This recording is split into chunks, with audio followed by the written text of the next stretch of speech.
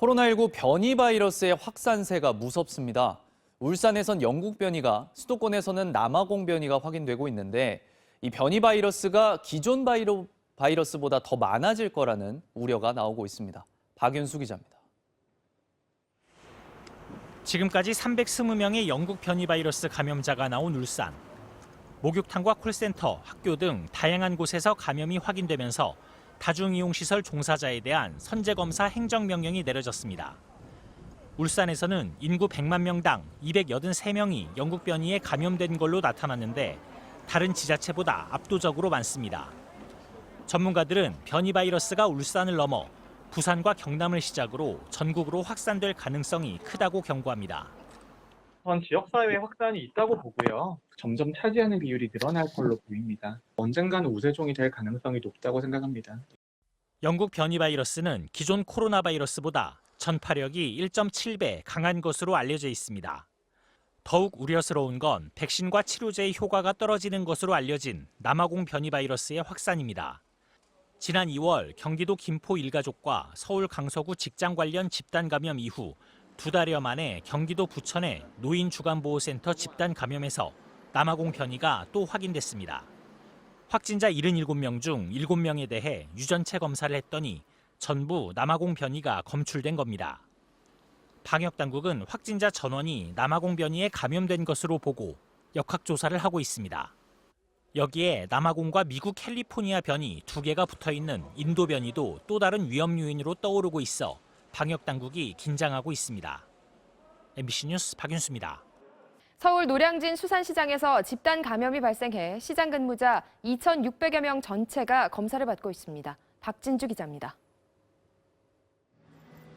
어젯밤 9시까지 집계된 코로나19 신규 확진자는 481명, 그제 같은 시각보다 74명 줄었습니다. 자정까지 집계한 확진자를 더하면 오늘 신규 확진자 수는 500명 안팎을 기록할 것으로 예상됩니다. 확산세가 계속되고 있는 가운데 서울 노량진 수산시장에서 집단 감염이 발생해 근무자 2,600여 명이 검사를 받고 있습니다. 지난달 30일 수산시장에 상인 한 명이 확진됐는데 상인이 다니는 교회로 번지면서 상인의 가족과 교회 신도 등 14명이 무더기로 확진됐습니다. 수산시장에 걸리신 분이 이제 교회 다니다 보니까 교회 목사님 걸리고. 서울 중구 롯데백화점 본점에서는 15명이 양성 판정을 받았고 강원도 강릉의 외국인 노동자 집단 감염 관련 확진자는 57명으로 늘었습니다. 방역당국은 코로나19 바이러스가 계속 변이를 일으키는 데다 해외에서 유행하는 변이 바이러스가 국내로 유입될 수 있어 당분간 현 상황이 지속될 수 있다고 진단했습니다. 특히 외국에서 접종률이 낮은 국가에서 지속 발생하고 또 변이를 계속 유발한다고 하면 그러한 유입으로 인한 국내 전파도 계속 발생할 우려가 있기 때문에 방역당국은 하루 확진자 수를 100명 아래로 줄이려면 방역수칙 준수와 백신 접종이 중요하다고 거듭 강조했습니다. MBC 뉴스 박진주입니다. 민주노총 소속 전국 택배노조가 오늘 총파업 조합원 찬반 투표 결과를 비롯한 향후 투쟁 계획을 발표합니다.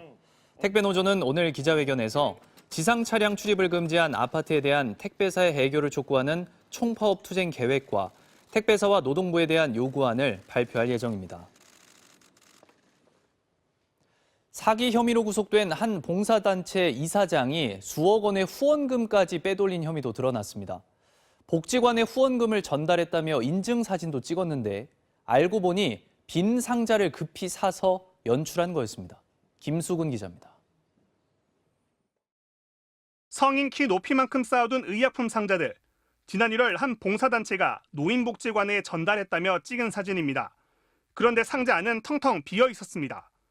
빈 상자라도 구해 물품 전달 사진을 찍으라고 지시한 건 봉사단체 이사장인 A씨입니다. 선물을 연출할 것인지 그 방법을 찾아야지. 그 박스 공장에다가 좀 사진 찍어가지고 이렇게 좀 만들어주라고 만들어줄 텐데 인터넷에 뒤져봐. 이 단체는 지난해 8월 취약계층 14,000여 명에게 의약품 지원과 무료 진료를 해주겠다며 사랑의 열매에서 3억 7천만 원을 받았습니다. 그런데 실적을 요구하자 빈 상자를 동원해 사진을 찍은 겁니다. 후원금을 관련 사업에 제대로 사용한 적이 전혀 없습니다. 수행하려고 하는 의지가 전혀 없었죠. 그럼 수억 원대의 후원금은 어디로 갔을까? 이사장 A씨가 공동대표로 있는 한 제약사로 옮겨 횡령했다는 내부 폭로가 나왔습니다. 딸과 아들 유학비로 지급이 됐고 유흥비라든지 이런 비용으로 사용됐습니다. 마이바흐를 타고 한남 더일에 살고 있다 하는 말들을 항상 입버릇처럼 했습니다. 국가대표 레슬링 선수 출신인 A씨는 지난 2013년부터 의료 보건 봉사 활동을 한다는 이 단체의 이사장을 맡고 있습니다. 아시아에서 최초로 유엔에 등록돼서 지금 15년째 활동을 하고 있는 국제적인 NGO 단체고요. 전 세계에서 의료보건 쪽으로는 1등인 그런 단체입니다. 홈페이지에는 대한병원협회 소속 의료진과의 국내외 봉사활동을 합계하고 있고 이름만 대면 알만한 국내 유명인사 수십 명이 홍보대사나 고문으로 있다고 적혀 있습니다. 2018년도에 홍보대사 그렇게 한번 갔다 오고 말았죠. 특별한 건 없었죠. 이처럼 A씨는 실적과 인맥을 부풀려 수년간 후원금을 받아왔는데 상당 금액을 횡령했다는 게 단체 관계자의 주장입니다. 후원금까지 해서 8억 5천 정도 받았는데 대부분 제대로 사용하지 않았고 후원하신 분들 중에서는 아마 대부분의 분들이 모르고 있을 거라고 생각을 합니다. 실제 사무실은 임대료를 내지 않아 쫓겨났고 직원들 역시 제때 월급을 받지 못했습니다. A씨는 법조계 인맥을 동원해 무죄 판결을 받도록 해주겠다며 6천만 원을 가로챈 혐의로 지난 2월 법정 구속된 상태. 이런 가운데 사랑의 열매도 A씨 단체의 사업 실행 대부분을 전혀 확인할 수 없고 일부 금액은 사채업자들이 인출하는 등 자금을 유용했다며 지급한 돈은 환수하고 경찰에 고소했습니다. MBC 뉴스 김수근입니다. 한강에서 실종됐다가 숨진 채 발견된 고 손정민 씨 사건과 관련해 경찰이 6명의 목격자를 확보한 것으로 알려졌습니다. 경찰은 또 CCTV 54대와 공원에 있던 차량 100여 대의 블랙박스 영상을 확보해 실종 당시 상황을 재구성하는 데 수사력을 모으고 있습니다. 남효정 기자입니다. 고 손정민 씨가 실종된 건 지난 25일 새벽. 경찰은 이 시간대 현장 목격자 중 지금까지 4개 그룹 6명의 목격자를 참고인으로 불러 조사했다고 밝혔습니다. 경찰은 손 씨와 친구 A 씨 사이에 다툼이 있었다는 진술이 나왔는지는 확인해질 수 없다고 했지만 이들 6명이 일관되게 진술하는 장면이 있다고 전했습니다. 경찰은 또 실종 현장 주변을 이동하던 중 찍혔을 가능성이 있는 CCTV 54대의 영상을 확보해 분석 중인 것으로 확인됐습니다. 사라진 A 씨의 전화기 신호가 마지막으로 한강 북단에서 잡혔던 만큼 손 씨가 만에 하나 잠수교를 도보로 건넜을 가능성도 있다고 보고 잠수교 북단 지역 CCTV 5개도 확보했습니다. 또 당시 한강공원에 출입했던 차량 133대를 특정해 블랙박스 영상 분석에도 나섰습니다.